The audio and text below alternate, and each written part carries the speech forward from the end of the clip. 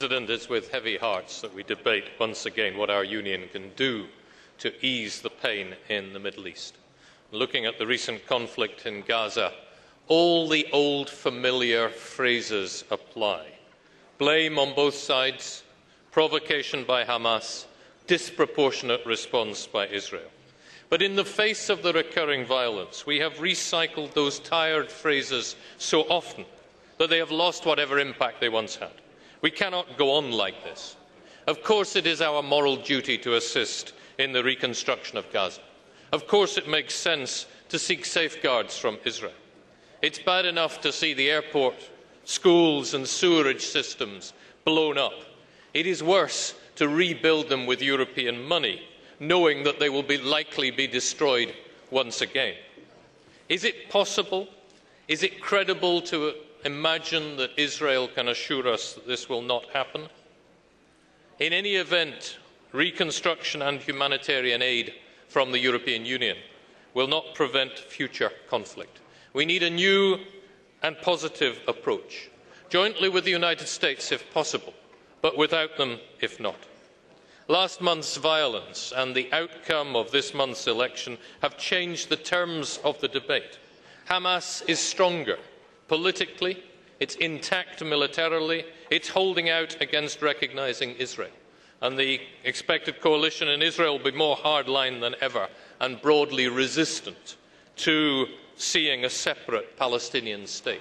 And meanwhile, the gulf between the West Bank and Gaza grows ever wider with the threat of a permanent division. The Council and Commission have not really said what their response will be to this turn of events, and the Czech presidency appears to want the matter off the agenda.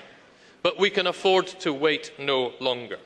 With the situation in flux, and neither Hamas nor the Israelis talking to one another, we must set achievable terms on which we can talk to both. Isolation has led only to despair. The time has come for diplomacy, delicate but determined. In which forum?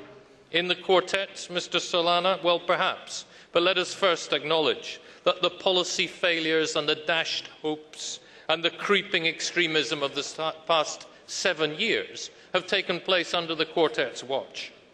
Its envoy, Tony Blair, has never even been to Gaza.